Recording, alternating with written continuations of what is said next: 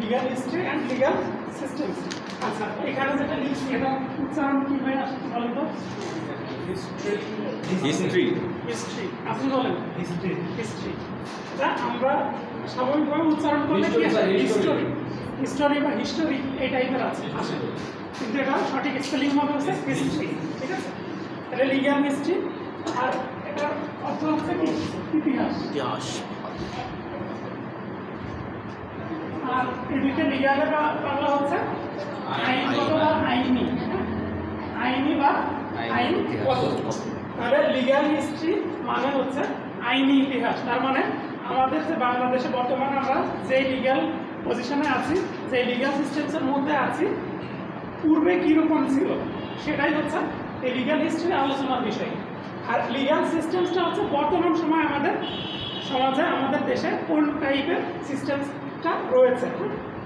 System মানে কি? কোন পদ্ধতিতে আমাদের আইনি সিস্টেমটা চলছে সেটা হচ্ছে লিগ্যাল সিস্টেম। আচ্ছা, তাহলে আমরা লিগ্যাল হিস্ট্রিটা আগে শুরু করি। লিগ্যাল হিস্ট্রি যদি আমরা শুরু করতে চাই, আমাদের বেসিক্যালি শুরু করতে হবে কখন থেকে? অ্যানসিয়েন্ট পিরিয়ড থেকে। অ্যানসিয়েন্ট পিরিয়ড থেকে। অ্যানসিয়েন্ট মানে কি? অ্যানসিয়েন্ট মানে প্রাচীন। প্রাচীন কাল থেকে আমাদের এই বিরাট এক ইতিহাস চলে আসছে। আমাদের বাঙালির ইতিহাস যদি বলি, বা যদি আরো বৃহত্তর বলি কি, সাবকন্টিনেন্টের ইতিহাস, আমাদের ইন্ডিয়ান সাবকন্টিনেন্টের ইতিহাস। সাবকন্টিনেন্ট মানে কি? তাহলে কন্টিনেন্টের বাংলা কি? মহাদেশী। কন্টিনেন্ট হচ্ছে মহাদেশ। আচ্ছা, সাবকন্টিনেন্ট উপমহাদেশ। আচ্ছা, আমরা অনেক আগে পুরনো সময় পর্যন্ত যাব না, যতদূর পর্যন্ত আমাদের যারা ঐতিহাসিকগণ আছেন তারা যতদূর পর্যন্ত বলছেন আমরা ততদূর পর্যন্ত যাব। ধরছি মোটামুটি 1500 বছর পূর্ব পর্যন্ত আমরা আলোচনায় নিয়ে আসবো। 1500 বছর আগ পর্যন্ত কত খ্রিস্টাব্দ চলে আপনাদের মতে? এখন 2000 সামথিং, 2025, মানে 1500 বছর আগে খ্রিস্টপূর্ব খ্রিস্টপূর্ব নয়, খ্রিস্টাব্দ 1500, আজ থেকে 1500, তাহলে 500 খ্রিস্টাব্দ। ঠিক আছে, তো 500 খ্রিস্টাব্দে আমাদের এই উপমহাদেশে ইসলাম ধর্ম ছিল না? ইসলাম ধর্ম ছিল না। বৌদ্ধ ধর্ম ছিল, আর হিন্দু ধর্ম ছিল, শিয়া ছিল। তো আমরা ধরে নিচ্ছি যে এই এলাকা তখন শাসন করতে, ধরে নিচ্ছি এটা ইতিহাসের কথা, হিন্দুরা শাসন করতে বেসিক্যালি। ঠিক আছে, আমরা যদি একজনের মধ্যে একটা ইসের নাম বলি, সেন শাসনের কথা আমরা শুনেছি। সেন শাসন চলেছে মোটামুটি 1200 হ্যাঁ। তো তার আগ পর্যন্ত সেন শাসন ছিল। মুসলিম শাসনের আগ পর্যন্ত 1204 থেকে আমরা ধরি সাধারণত আমাদের এই বঙ্গদেশে আর কি ইসলামের সূচনা বা ইসলামিক যে ইয়েটা আছে, লিগাল সিস্টেমটা আসছে, এটা 1204-এর পর থেকে। আর তার আগে হিন্দু ধর্মের যে সিস্টেম ছিল সেটা ছিল। হিন্দু পিরিয়ডটাকে আমরা প্রথম ধরতেছি। প্রথমে এনসিয়েন্ট টাইমটা আলোচনার জন্য হিন্দু পিরিয়ডটা ধরতেছি।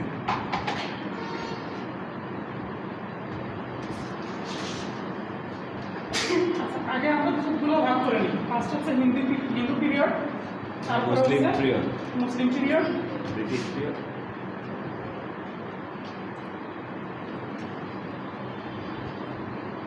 তারপর হচ্ছে ব্রিটিশ পিরিয়ড,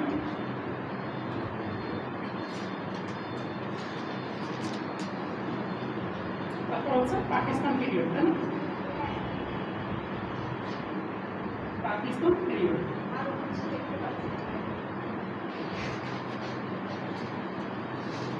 দেখা যাচ্ছে পেছনে? আচ্ছা, তো মোটা দাগে এগুলা কি? এগুলা হচ্ছে বড় দাগে Hindu period, Muslim period, British period, Pakistan period. আমরা হিন্দু পিরিয়ডকেও ভাগে ভাগ করতে পারবো, আবার মুসলিম পিরিয়ডকে অনেকগুলো ভাগে ভাগ করতে পারবো, সালতানাত, মুঘল, তারপরে হচ্ছে যে এরকম আরো কিছু, ব্রিটিশ পিরিয়ড এবং পাকিস্তান পিরিয়ড। ঠিক আছে, একটা হচ্ছে আমাদের মোটা দাগে যে পিরিয়ডগুলো আমরা পেয়েছি বর্তমান সময়ে আমাদের কি বাংলাদেশ পার্সপেক্টিভ বা বাংলাদেশ পিরিয়ড।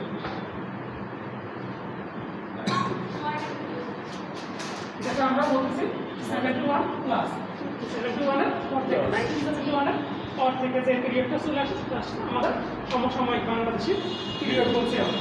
আচ্ছা, এবার আসেন হিন্দু পিরিয়ডে। আপনারা জানেন হিন্দু পিরিয়ডে স্টেটের প্রধান কে ছিলেন? একটা রাষ্ট্র বা রাজ্য বলা হতো তখন।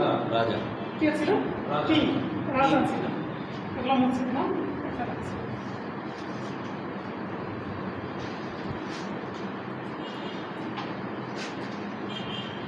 আচ্ছা, কিং ছিলেন কি হেড অফ স্টেট।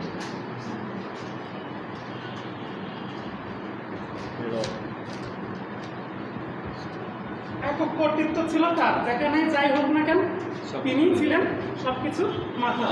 ওনার পর্যন্ত কোনো কিছু গেলে উনি যেটা বলবেন সেটাই প্রতিষ্ঠিত হবে। ঠিক আছে, তো এই সময় কোর্ট স্ট্রাকচারটা আমরা দেখব। কোর্ট স্ট্রাকচারের মধ্যে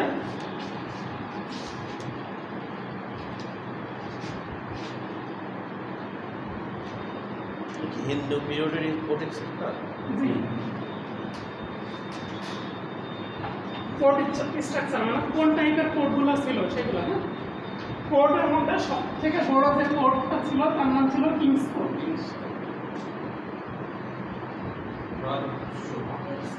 রাজার আদালত। হ্যাঁ, কিংস কোর্টটা ছিল রাজার আদালত, মানে রাজা নিজে কোনো কিছু বিচার করতেন।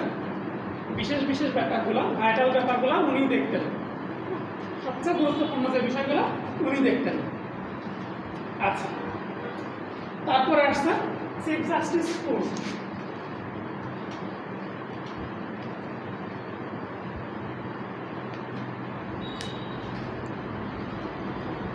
Court of chief justice. দেখেন বর্তমান সময়ে আমাদের বিচার বিভাগীয় হেড কে বাংলাদেশ পার্সপেক্টিভে চিফ জাস্টিস, কিন্তু চিফ জাস্টিসের উপরে কে ছিলেন? কিং ছিলেন। যদিও আমাদের দেশে কিছু ওই ধরনের কিছু পার্সপেক্টিভ এখনো আছে, যেমন যে রায় হোক না কেন আমাদের রাষ্ট্রপতি চাইলে পার্ডন করতে পারেন, ক্ষমা করতে পারেন, তাই না? আর্টিকেল 49 কনস্টিটিউশন 49 ধারা অনুসারে কি করতে পারেন? রাষ্ট্রপতি ক্ষমা প্রদর্শন করতে পারেন as a head of state. আবার সিআরপিসিতে সরকারকে কিছু ক্ষমতা দেওয়া আছে। সরকার চাইলে কারো যে দণ্ড দেওয়া আছে সেই দণ্ডটা কমাতে পারে, হ্রাস করতে পারে, আবার বাড়াতে পারে না, কমায় বাড়ায় না, মওকুফ করতে পারে, সাসপেন্ড করতে পারে, রেমিট করতে পারে, আর হচ্ছে কি করতে পারে? কমিউট করতে পারে। আচ্ছা, সেটা আমরা 401 এবং 402-এ দেখবো। আমরা সিআরপিসি যখন করবো সিআরপিসি 401, 402-এ দেখবো। আচ্ছা, এখন দেখেন প্রথম বললাম কিংস কোর্ট, তারপরে চিফ জাস্টিস কোর্ট, তারপরে হচ্ছে স্পেশাল ট্রাইব্যুনাল। যদিও তখন ট্রাইব্যুনাল বলে এরকম কিছু ছিল না, ট্রাইব্যুনাল নাম ছিল না, ব্যাপারটা এখন বোঝার সুবিধার্থে বলা হচ্ছে স্পেশাল ট্রাইব্যুনাল মানে বিশেষ বিশেষ ক্ষেত্রে এই সমস্ত বিশেষ বিশেষ আদালতে বিচার হতো। ট্রাইব্যুনাল মানে কি? ট্রাইব্যুনাল কিন্তু বিশেষ ধরনের আদালত, কোনো নির্দিষ্ট একটা অপরাধের বিচার করা হয় সাধারণত। ওরকম কিছু বিশেষ বিশেষ কোর্ট ছিল যেগুলোকে আমরা বলছি এখন স্পেশাল ট্রাইব্যুনাল। তারপরে আসছে ডিস্ট্রিক্ট কোর্ট।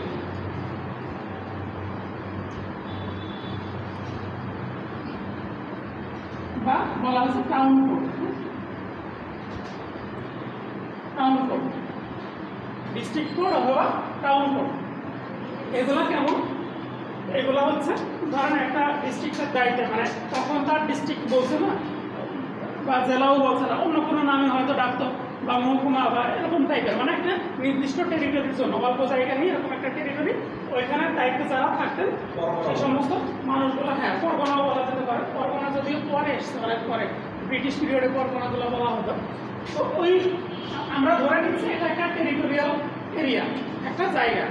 সেই জায়গায় যে কোর্ট থাকতো সেই এলাকার বিষয়গুলো, আঞ্চলিক বিষয়গুলো দেখাশোনার জন্য সেগুলোকে আমরা ডিস্ট্রিক্ট কোর্ট বা টাউন কোর্ট বলতেছি। আর একদম লর পর্যায়ে যেটা আছে সেটা হচ্ছে ভিলেজ কোর্ট, যেটাকে আমরা এখনো বলছি কি গ্রাম পঞ্চায়েত বলে থাকি। গ্রাম আদালত, গ্রাম পঞ্চায়েত, যদিও আমাদের গ্রাম আদালতে আলাদা আইন আছে গ্রাম আদালত কীভাবে কী করবে তারপরে এটা হচ্ছে ওই টাইমে ছিল যেটা আমরা পঞ্চায়েত বলতে বুঝি বা সালিশ বুঝি, গ্রাম্য সালিশ যেটা, ব্যাপারটা ওই টাইপের ছিল। এবং এটা হিন্দু পিরিয়ডের আগেও ছিল। মানে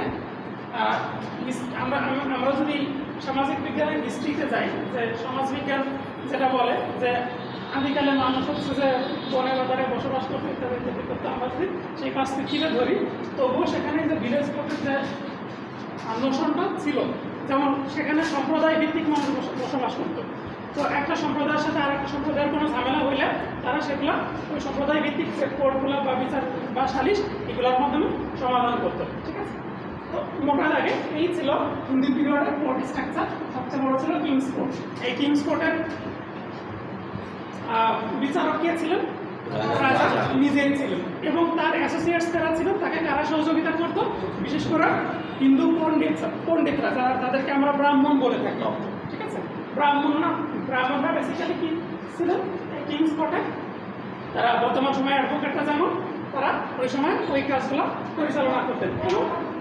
এবং ল বিষয়ে প্রসিদ্ধ ব্যক্তি, মানে জানাশোনা আছে আইন বিষয়ে অভিজ্ঞ এরকম কোনো ব্যক্তিকে এই দায়িত্বে দেওয়া হতো। এবং একজন না, অনেক লোকজন থাকতো সেখানে। ঠিক আছে? আচ্ছা, তারপরে আসছে chief justice court. Chief justice court হচ্ছে চিফ জাস্টিস ওই কিংই কি করতেন? চিফ জাস্টিস নিয়োগ করতেন ওই ব্রাহ্মণদের ভেতর থেকে বা ভালো আইন জানাশোনা লোকদের মধ্যে থেকে চিফ জাস্টিস নিয়োগ করতেন। এবং ওখানে বলা থাকতো যে শূদ্ররা কখনোই চিফ জাস্টিস হইতে পারবে। হ্যাঁ, ওদের যে কাস্ট সিস্টেমটা আছে ওই কাস্ট সিস্টেমে শূদ্রদেরকে এই জায়গাতে বঞ্চিত করা হতো। শূদ্ররা তাদের কাজ হচ্ছে কি? তারা কায়িক পরিশ্রমগুলো করবে, কায়িক পরিশ্রমের যে কাজকর্ম সেগুলো তারা করবে। তারা এই বড় জায়গায় চিফ জাস্টিসের জায়গাটা বসতে পারবে না। আচ্ছা, স্পেশাল কোর্ট, স্পেশাল ট্রাইব্যুনাল, এই জিনিসগুলো ছিল বিভিন্ন ডিফারেন্ট কাজের জন্য। আমাদের দেশে বর্তমান সময়ে যেমন আছে যে হচ্ছে যে যুদ্ধাপরাধীদের বিচার করার জন্য ট্রাইব্যুনাল। ঠিক আছে? তো এরকম বিশেষ একটা উদ্দেশ্য সাধনের জন্য যদি কোনো কোর্ট থাকতো সেটাকে বলা হচ্ছে ট্রাইব্যুনাল। ডিস্ট্রিক্ট কোর্ট বলছি অলরেডি, ভিলেজ কোর্ট আর নতুন করে বলার কিছু নাই। ঠিক আছে? আমরা যেগুলো বুঝি সালিশ আদালত বা গ্রাম্য সালিশ, সেগুলোকে এখানে বলা হচ্ছে। আচ্ছা, এবার আসেন জুডিশিয়াল প্রসেসরটা কি ছিল? বেসিক্যালি চারটা। আমাদের তো অনেকগুলো স্টেজ এখন বর্তমান সময়ে দেখি, সেগুলো পরে আমরা আলোচনা করবো। সেই সময় কয়টা স্টেজ ছিল? মাত্র 4টা স্টেজ ছিল। এগুলো কিন্তু আমি আপনাদেরকে পরের ক্লাসে ধরবো, পরীক্ষা দিতে পারবো ইনশাআল্লাহ। ইম্পর্টেন্ট কিন্তু প্রত্যেকটা দিন লিখে নেবেন। আচ্ছা, স্টেজেস। এই হিন্দু পিরিয়ডে বেসিক যে 4টা স্টেজ নিয়ে আলোচনা করা হয়েছে, সেই 4টা স্টেজের কথা আমরা সংক্ষিপ্তভাবে বলে নিই। প্রথম স্টেজ হচ্ছে প্লেইন।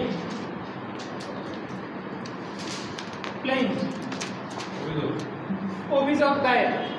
হ্যাঁ, এটা সিভিলও, আগে তো সিভিল ক্রিমিনাল আলাদা ডিভিশন ছিল না ওভাবে। ঠিক আছে? সব কিছুতে প্লেইন বলা হতো। সব মানে কমপ্লেইন্ট আর প্লেইন, এখন তো আমরা কমপ্লেইন্ট বলি আর প্লেইন বলি, ওটা কোনো ডিফারেন্স ছিল না, একসাথে প্লেইন বলছে। তারপরে বলছে রিপ্লাই, যেটাকে আমরা কি বলি? জবাব বলি, রিটেন স্টেটমেন্ট বলি, বা হচ্ছে যে উত্তর করা বলি, মানে আসামি কি করে জবাব দেয়, সেটাকে আমরা এক কথায় বলছি রিপ্লাই। তাহলে প্রথম গেল প্লেইন, তারপরে গেল রিপ্লাই। তারপরে আসতেছে হচ্ছে ট্রায়াল অ্যান্ড ইনভেস্টিগেশন।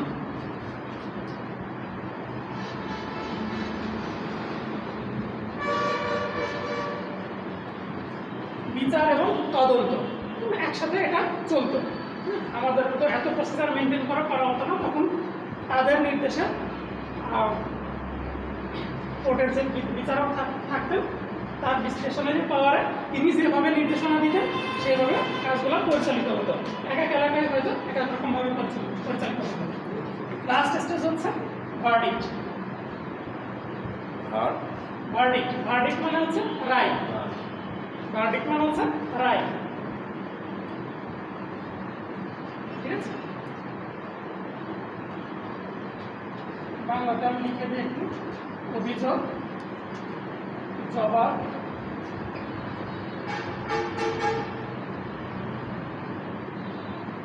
বিচার ও তদন্ত, আচ্ছা রাইট। আচ্ছা, তাহলে দেখেন ক্লেম কে করবে, কোন পক্ষ করবে? যার কোনো অধিকার নষ্ট হয়েছে সেই পক্ষ, যার অধিকার নষ্ট হয়েছে। জবাব কে দিবে? যার বিরুদ্ধে ক্লেমটা করা হয়েছে সে জবাব দিবে। ট্রায়াল ইনভেস্টিগেশন এটা কে করবে? জাজ নিজে করবে, ঠিক আছে। আর ভার্ডিক্ট কে দিবে? জাজই দিবে। আর ভার্ডিক্ট জাজ দিবে। এই চারটা স্টেজ, ঠিক আছে।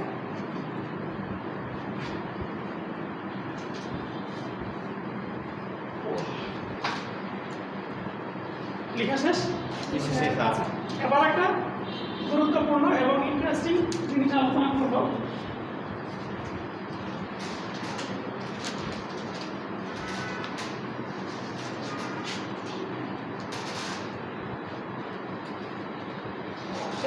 সেটা বিভিন্ন স্টেজে চলেছে, হ্যাঁ, ধর্মীয়ভাবে শুধু অ্যানসিয়েন্ট হিন্দু পিরিয়ডে না, তার আগে এবং পরে অনেক সময় এই জিনিসগুলো চলছে। সেই জিনিসটা হচ্ছে ট্রায়াল বাই অর্ডিয়াল।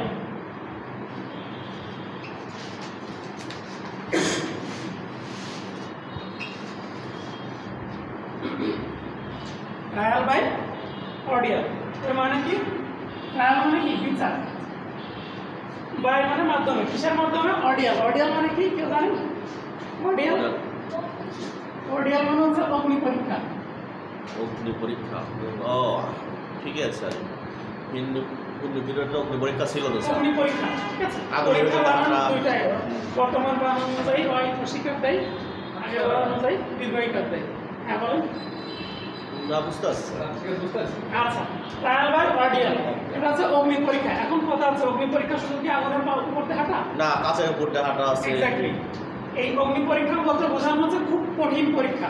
খুব কঠিন পরীক্ষার মাধ্যমে যদি কেউ বেঁচে থাকছে তাহলে সে ইনোসেন্ট হিসেবে সতীত্ব পরীক্ষা অনেক কিছু, শুধু সতীত্ব না, বিভিন্ন সিংহের খাঁচার মধ্যে ফেলে দিত। না না না না, এক এক দেশে এক এক রকম ছিল, হ্যাঁ, এক এক দেশে এক এক রকম ছিল। আমরা আমাদের ধর্ম বিশ্বাস অনুসারে হচ্ছে যে দানিয়েল আলাইহিস সালামের কথা জানি, ড্যানিয়েল বলা হয় খ্রিস্টান বা ধর্ম অনুসারে। তাকে হচ্ছে যে বাঘের কাছা বা সিংহের কাছার মধ্যে ফেলে দেওয়া হয়েছিল। না, হিন্দু পিরিয়ডে স্যার এটাই বেশি হতো। হ্যাঁ, হিন্দু পিরিয়ডে যেটা হতো আগুন আর কাজ, এটা যেতে হতো। এটা একটা ওই রহিম রূপবান সিনেমা আছে, তারপরে ইয়া সিনেমাগুলো। দুই নাম্বারটা হচ্ছে পানির মধ্যে। পানির মধ্যে, পানির মধ্যে কি রকম?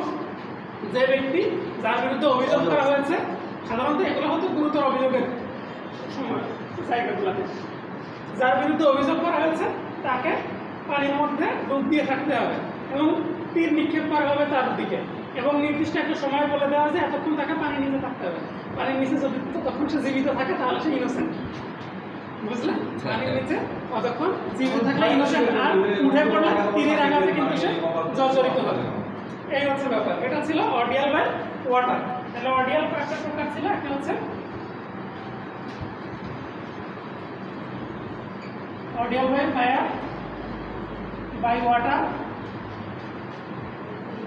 আর একটা হচ্ছে পয়জন। এই ওয়াটার থেকে তুলে নিয়ে এসে যে শেষ ইনোসেন্ট ব্যাপারটা তা না, ওই অত কিছু হওয়ার পরেও সে যদি 14 দিনের মধ্যে না মারা যায় তাহলে সে ইনোসেন্ট। নিচেটা পয়জন, হ্যাঁ, নিচেটা হচ্ছে পয়জন। পয়জন মানে বিষ প্রয়োগ। এটা কি বিষ খাইতে স্যার? হ্যাঁ। আচ্ছা, আর একটা জানেন আপনারা চাল পড়া? চাল পড়া এখন আছে গ্রামগঞ্জে এখন। চাল পড়া rice grains, ordeal by rice grains বলা হয়। হ্যাঁ, বলি আপনাকে শোনেন, রাইস গ্রেইনস এটার ব্যাপারটা এমন ছিল যে শুকনা ধান চাওয়াইতে হবে, ধান তাকে চাওয়াতে দেওয়া হবে, এবং তাতে যদি তার গলা দিয়ে রক্ত ওঠে তাহলে সে দোষী, আর আদারওয়াইজ না স্যার, দোষী না। এখানে তো আর কথা আছে তো স্যার, বলেন। ওটা পোড়ায় দিতে হবে। এটা সব ক্ষেত্রে ওটা ছিল না। আপনি যেটা বলছেন এটা চাউল পড়া মানে প্লেন চাউল, এটা ছিল ধান, শুকনা ধান। শুকনা ধান আপনি এক মুহূর্ত যদি গালের না মধ্যে নেন, এমনি মুখে অটোমেটিক রক্ত দিচ্ছে। এত সহজ না। ধান তো অনেক মারাত্মক। এক্স্যাক্টলি। তো হয়তো কায়দা করে কেউ বেঁচেও যেতে পারতো। আর একটু পানি দিলে আর কিচ্ছু না। পানি দিলেও হবে না। না, ব্যাপার হচ্ছে পরিমাণের একটা ব্যাপার আছে, পরিমাণের একটা ব্যাপার আছে। এটা পানি দিলে লাগবে না। এক মুঠ ধান নিয়ে আপনি ধানের কথা বাদ দিলাম, আপনারা গুঁড়া দুধ খেয়েছেন? হ্যাঁ হ্যাঁ, গুঁড়া দুধ খেতে অনেকবার অ্যারেস্ট হয়েছি আমি। সরকারি সরকারি আর একটা হচ্ছে অডিয়াল বাই লট। এই লট জিনিসটা কি, যে দেখা যাচ্ছে যে দুই পাশে মানে এটা ওয়ান টাইপ অফ লটারি। ব্যাপারটা কি, দুই পাশে দুইটা জিনিস রাখা আছে, একটা ধর্ম একটা অধর্ম। যে অভিযুক্ত তাকে বেছে নিতে হবে তুমি কোনটা নেবা। যদি ধর্ম নাই সে ইনোসেন্ট, আর যদি অধর্ম বেছে নেয় দোষী। তাই কত হবে? ঠিক আছে, এই হচ্ছে ব্যাপার।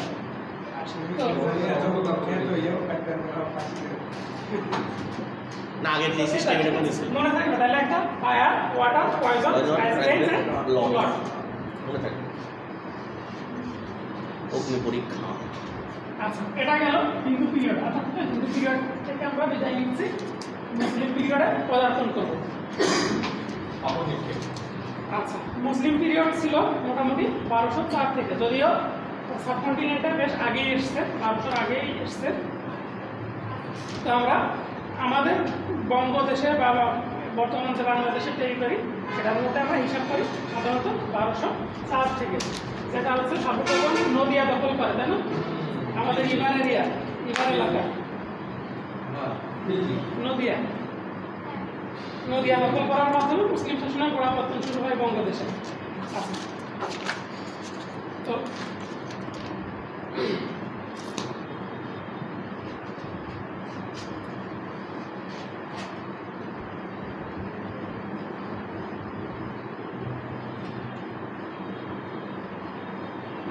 মুসলিম পিরিয়ডকে কয়েকটা ভাগে ভাগ করা যাবে। ফার্স্ট অফ অল হচ্ছে সালতানাত পিরিয়ড।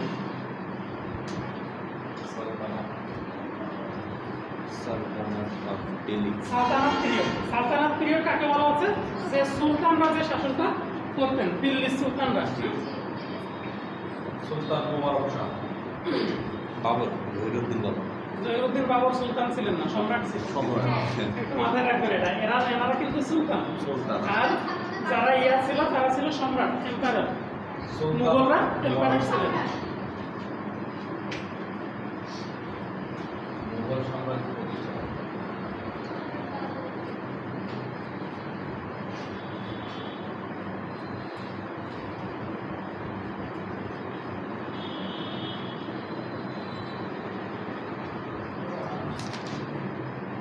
আচ্ছা, কি ছিল? সুলতানাত পিরিয়ড ছিল, তারপরে আমরা দেখি মুঘল পিরিয়ড। মানে আমরা মোটা দাগে পুরা লিখছি, মাঝে আছে মুঘল পিরিয়ড। তারপরে মুঘল পিরিয়ডের আন্ডারে তো ইয়ারা ছিল, বিভিন্ন কন্টিনেন্টের নবাবরা ছিলেন, দেওয়ান ছিল, সুবাহ লোকজন ছিলেন, সুবেদার। বড় দাগে আমরা দুইটা পিরিয়ডকে দেখি এবং এর আন্ডারে অনেকগুলো সুবাহ আছে। তারপর হচ্ছে যে কি জানি নাম ছিল, ছিল না। আরে ওরা তো না, ওরা মুঘলের আন্ডারে ছিল না, মুঘলের বিরোধী ছিল ওরা। এটা কি? হ্যাঁ, এটা হচ্ছে যে মুঘল আমলে যে কোর্ট সিস্টেমগুলো ছিল সেটা এটা। সালতানাত পিরিয়ডে আমরা শুরুতে আসি। সালতানাত পিরিয়ডে যেটা ছিল, প্রথম ছিল হচ্ছে যে কিংস কোর্ট, যেটা সুলতান নিজে যেটা শাসন করতেন। ঠিক আছে,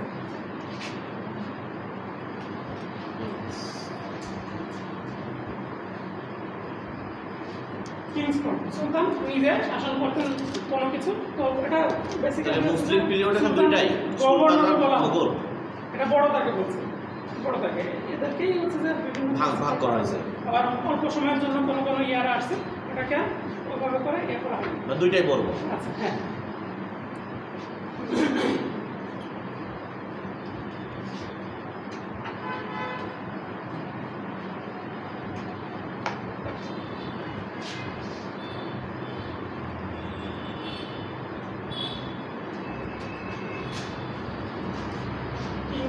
তাকে গভর্নমেন্ট কোর্টও বলা হচ্ছে। তারপরে হচ্ছে দেওয়ানি মুজালিম। ঠিক আছে, তারপরে দিওয়ানি রিসালাত, মানে এরকম অনেকগুলো নাম ছিল এর মধ্যে এরা এরিয়ার মধ্যে। হ্যাঁ, সালতানাত পিরিয়ডের মধ্যে। ঠিক আছে, আবার দিওয়ানি সিয়াসাত এরকম ছিল। তো ওইদিকে আর যাচ্ছি না, এটা অনেকগুলো, তো অনেকগুলো, এগুলো আলোচনা করতে অনেক সময় লাগবে। সংক্ষেপে আমরা যে জিনিসটা আলোচনা করি সেটা হচ্ছে এই মুসলিম পিরিয়ডে কারা কোর্ট অ্যাডমিনিস্ট্রেটর ছিল, কারা আদালত পরিচালনা করত। প্রথমত যে বিভিন্ন সময় যারা সুলতান ছিলেন বা সুলতান বিভিন্ন এরিয়ায় যাদেরকে নিয়োগ করতেন, তারা ওই এরিয়ার কোর্টগুলো দেখাশোনা করতেন। তাদেরকে বিভিন্ন এরিয়ায় যারা ছিলেন তাদেরকে কি বলা হয়? কাজী বলা হয়, কাজী বলা হতো। ঠিক আছে, দিওয়ানি কুজাত নামে একটা আদালত ছিল, কাজের আদালতকে এই নামে ডাকা হতো। আচ্ছা, তারপরে আসতে হচ্ছে যে কারা কোর্ট অ্যাডমিনিস্ট্রেটর হিসেবে কাজ করত। মুফতিরা ছিলেন এখানে গুরুত্বপূর্ণ ব্যক্তিরা। বুঝলাম না, হচ্ছে এটা কিংস কোর্ট লিখলেন তো, এটা কিসে? সালতানাত পিরিয়ডে যারা ব্রিটিশ সালতানাত পিরিয়ডের এটা হচ্ছে কোর্টের স্টেজ, কোর্টের Structure. কতগুলো কোর্ট ছিল। কোর্টের মধ্যে কিংস কোর্ট ছিল একটা, যেটাকে আমরা গভর্নর কোর্ট বলছি বা সালতানাত কোর্ট বলছি। ঠিক আছে, বা সবচেয়ে বড় কোর্ট যেটা সেটা কিংস কোর্ট। তারপরে দেয়ানি মোজানি, কাজী কুজাত, এরকম অনেকগুলো কোর্ট ছিল। তারপরে কাজীরা বেসিক্যালি এখানে বিচার কার্যগুলো পরিচালনা করতেন। যেখানে সুলতান থাকতেন সেখানে তো বড় বড় ব্যাপারগুলো সুলতান নিজেই দেখতেন, আর বিভিন্ন এরিয়ার জন্য ভাগ করে দেওয়া হতো কাজীদেরকে, বিভিন্ন এরিয়ার কাজীদেরকে ভাগ করে দেওয়া হতো। তো এখানে কোর্ট অ্যাডমিনিস্ট্রেটর হিসেবে যারা কাজ করতেন, মুফতিরা ছিলেন তাদের মধ্যে সবথেকে গুরুত্বপূর্ণ ব্যক্তি মুফতি। ঠিক আছে, যারা ধর্ম বিষয়ে পণ্ডিত, হাদিস বিষয়ে বিশারদ, যারা বিভিন্ন প্রবলেম যারা সলভ করতে পারে তাদেরকে মুফতি বলা হচ্ছে। মুফতি, পণ্ডিত, মুফতাসির, এই কয়েকটা পোস্ট এখানে ছিল। কি কি? মুফতি, পণ্ডিত,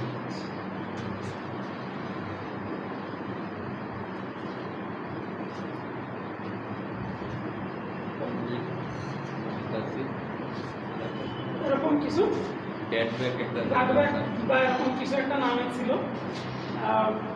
তো এই তিনটাকে কোনো কোনো রাইটার এই তিনটাকে নিয়ে আসছে। আরেকটা মাইস প্রফেসর ড্যাডব্যাক। ড্যাডব্যাক, হ্যাঁ বুঝতে পেরেছি, ড্যাডব্যাক নামেও আছে।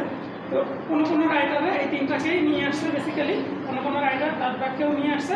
আরও নিজের অধস্তন কর্মকর্তা তাদেরকে বিভিন্ন নামে অভিজ্ঞ নায়েব, সুরাদার, হাফিজাবি ইত্যাদি তাদেরকেও অনেক সময় নিয়ে আসছে। কোনো কোনো রাইটার হিস্ট্রির মধ্যে নিয়ে আসছে তাদেরকে।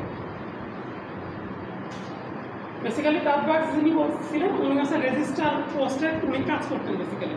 ঠিক আছে, ওরকমই এভাবেই লেখা আছে কেরানি। আচ্ছা,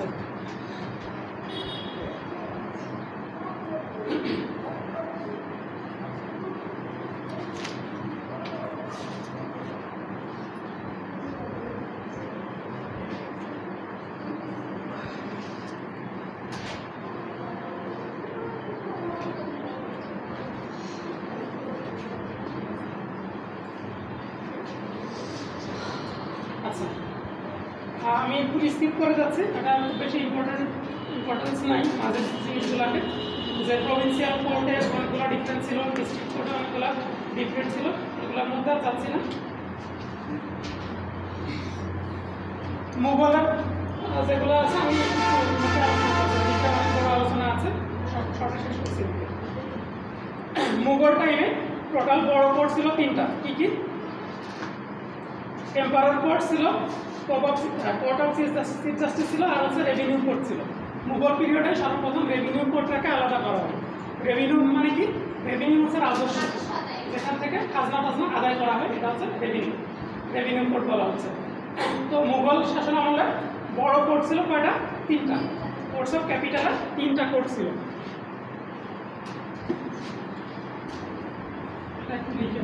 এখানে একটু ইম্পর্টেন্স আছে আপনাদের, অনেক সময় ভাইভাতে প্রশ্ন করতে পারে, বিভিন্ন জায়গায় পরীক্ষা দিবেন তখন।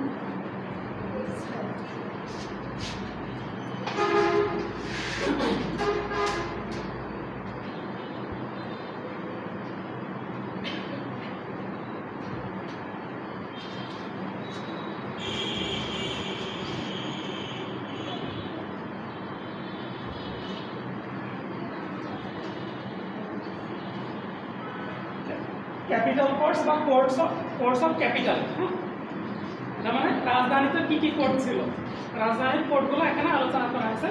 তার মধ্যে এখানে তিনটা কোর্ট ছিল।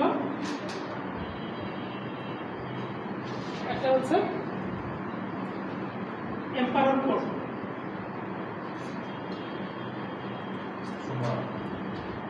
এই যে মুঘল পিরিয়ড আলোচনা করছে দেখে আমরা কিন্তু এম্পারার্স কথাটা নিয়ে আসছি। ঠিক আছে, মুঘলরা কি ছিলেন? এম্পায়ার ছিলেন, সম্রাট ছিলেন। তাহলে এম্পায়ার্স কোর্ট। তারপর আসছে চিফ জাস্টিস কোর্ট, সংক্ষেপে লিখছি সিও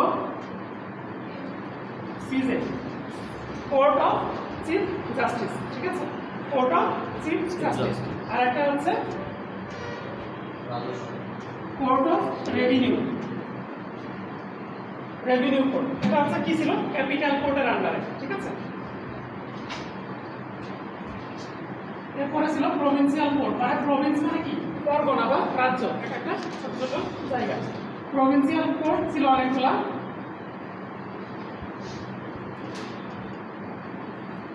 প্রভিন্সিয়াল কোর্ট ছিল বেশ কিছু, এগুলোরও অনেকগুলা কি আছে, সব ইম্পর্টেন্ট না। এরপরে আসছে হচ্ছে ডিস্ট্রিক্ট কোর্ট। ডিস্ট্রিক্ট কোর্টের মধ্যে অনেকগুলো ভেরিয়েশন আছে।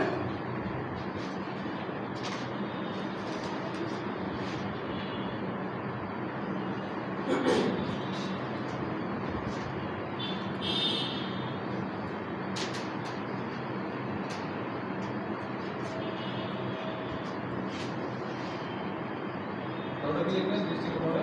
পরগনা, PARGANA, পারগানা। ও পরগনা। হ্যাঁ, অনেক অনেক জায়গায় অনেক বইয়ে পারগানা দেয়া থাকে, আপনারা লিখতে পারেন পরগনা বা পরগনা।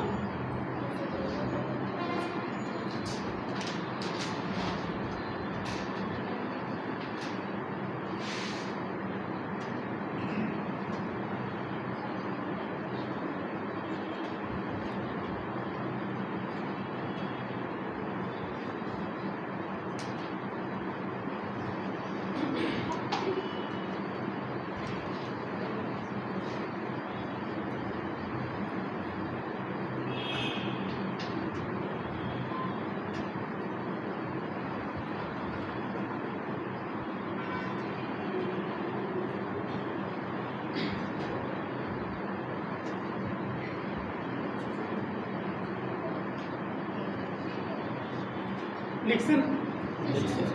শেষ হলে বলুন। শেষ স্যার।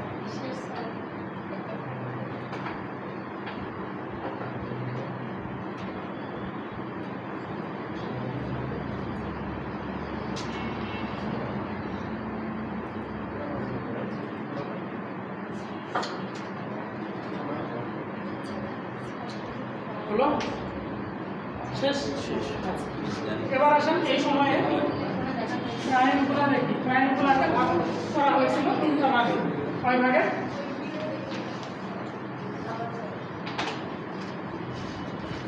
মুঘল পিরিয়ডে ক্রাইমগুলো ভাগ করা ছিল কয় ভাগে? হ্যাঁ, এটা 3 ভাগে ভাগ করা ছিল। 3 types. Number 1, crime against god, সৃষ্টিকর্তার বিরুদ্ধে ক্রাইম, কোনো অপরাধ করা। ঠিক আছে, তার কথা না মানা। তারপরে ছিল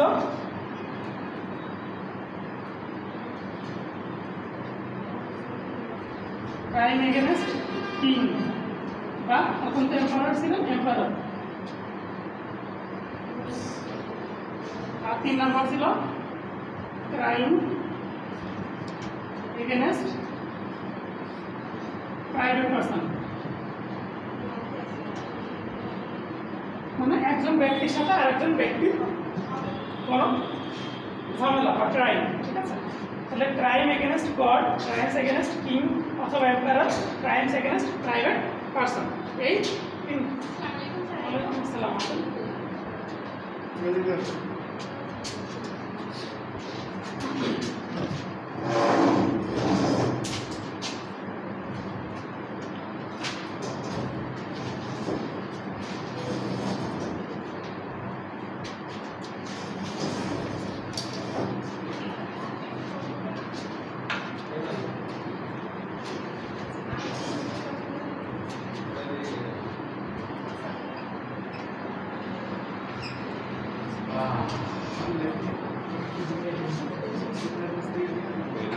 বলে সিগন্যাল দিন। হ্যাঁ, এখানে পেলাম কি আছে স্যার? 3 নম্বরে কি private crimes against private person, মানে আপনার সাথে আমার শত্রুতা, আপনি আমার বিরুদ্ধে কোনো ক্রাইম করছেন, এটা দুটা পেনাল্টি পেনাল্টি মানে কি কি শাস্তি ছিল এই অপরাধের জন্য, এই অপরাধ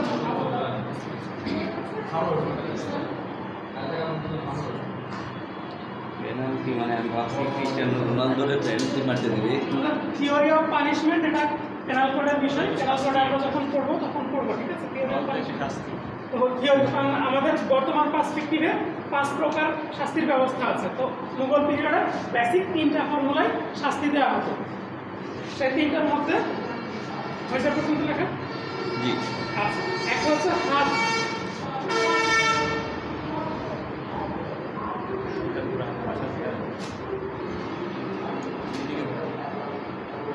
যেগুলো লিখতে সেগুলো দেখতে হবে।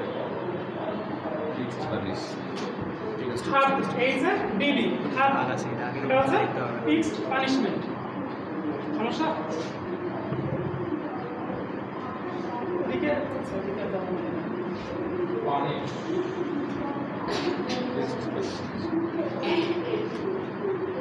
ফিক্সড পানিশমেন্ট, কোনো অপরাধের জন্য কোনো অপরাধ ফিক্স করে কোনো পানিশমেন্ট ফিক্স করে দেওয়া হলে তাকে সেটা দেওয়া হয়, এটা হচ্ছে ফিক্সড পানিশমেন্ট। একটা হচ্ছে তাজির, মানে ডিসক্রিশনারি,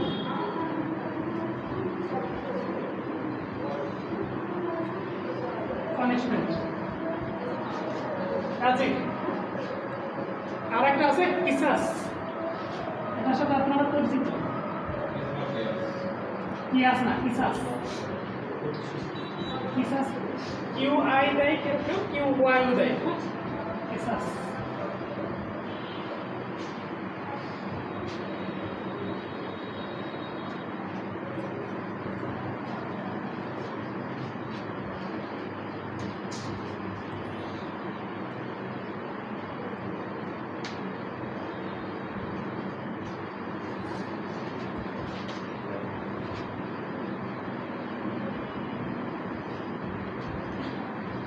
তুই আর তিনটা একটা একটা ব্লাড মানি, ব্লাড বিখ্যাত সিনেমা রক্তের বদল রয়েছে। রক্তের বদলে রক্ত। আচ্ছা, হার্ড আছে ফিক্সড পানিশমেন্ট, যেটা অপরাধ যা সেখানে সেই পানিশমেন্ট, যেমন চুরি করলে হাত কেটে দেওয়া হবে, ঠিক আছে? তারপরে যে কেউ যদি হচ্ছে যে জিনা করে তার জন্য রজম, ঠিক আছে, পাথর মেরে হত্যা করা। আর কিসাস হচ্ছে রক্তের বদলে রক্ত, চক্ষুর বদলে চক্ষু, জিহ্বার বদলে জিহ্বা, ঠিক আছে? দাঁতের বদলে দাঁত। যা যাবে তাই তাহলে যদি গালি দেয় নিতে হবে, নিয়ে নিতে হবে যদি গালি শুধুমাত্র। যদি গালি দেয় তখন আছে, তখন তার কিসাস মধ্যে আছে, তখন ভাগ আছে, তাজির আছে, ওর মধ্যে নিয়ে আসতে চায় মধ্যে। এখানে যে ব্যাপারটা, এখানে খুব সুন্দর করে দেওয়া আছে কোন কোন ক্ষেত্রে কিসাসটা অ্যাপ্লাই করা যাবে, হ্যাঁ? হাদিস অনুসারে খুব সুন্দর মতো দেওয়া আছে।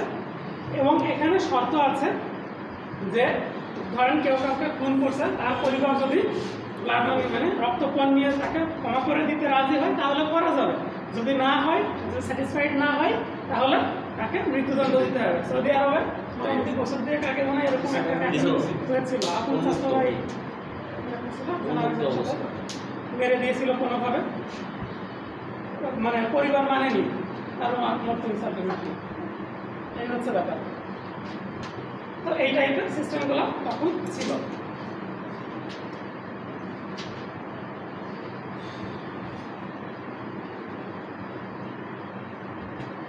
আজকে শেষ করে দেবো। 39 মিনিট হয়েছে। কাজের হচ্ছে ডিসক্রিশনারি, মানে ইচ্ছা মতো, মানে যেখানে ফিক্সড কোনো পানিশমেন্টের কথা কোরআন বা হাদিসে লিখে দেওয়া নাই, সেখানে কি করছে সে হচ্ছে যে যিনি হচ্ছে বিচারক বা কাজী, তিনি হচ্ছেন যেটা তার জন্য সুইটেবল এরকম একটা দণ্ড তাকে দিয়েছে। এটা হচ্ছে কাজীর ডিসক্রিশনারি পাওয়ার, মানে স্বেচ্ছাধীন ক্ষমতা, তার নিজের ইচ্ছা অনুযায়ী কোনো একটা পানিশমেন্ট তিনি দিতে পারবেন, মানে অপরাধ অনুযায়ী। হ্যাঁ, অপরাধ অনুযায়ী, অপরাধের ডেপথ অনুযায়ী, কি অপরাধ করলে কেমন কি হবে, মানুষের একটা কমন সেন্স তো কাজে লাগে থাকে, সেই কমন সেন্স দিয়ে এখানে দেওয়া হবে। স্যার এর স্টেজও কি স্টেজেস কি বিচারের প্রক্রিয়া কি? হ্যাঁ ওই একই রকম আগেরটার মতোই, মানে কি এখনো ওইটাই, ওটাকে আমার অনেকগুলো খন্ডে খন্ডে ভাগ করা আছে বর্তমান সময়। এই 4টা মূল যে জায়গা, মূল 4টা জায়গায় আছে, ওটাকে আবার কয়েকটা ভাগে ভাগ করা হয়েছে এই আর কি।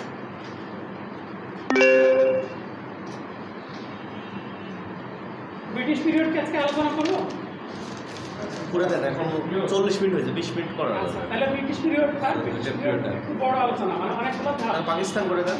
না পাকিস্তান না, আমরা আমাদের জুডিশিয়াল যে সিস্টেমসটা আছে, যে সিস্টেমস লিখে রাখছে, ও, লিখে রাখছে। সিস্টেমটা একটু অল্প সময়ের মধ্যে আলোচনা করি। যদি অনেকে জানেন এই বিষয়ে, এর আগে অনেকগুলো class 40 মিনিট অলরেডি হয়ে গেছে। 1 ঘন্টা ক্লাস এনাফ। তাহলে স্যারের ভিউটা বাড়বে। এটা বন্ধ করবেন। বন্ধ হয়ে যাবো।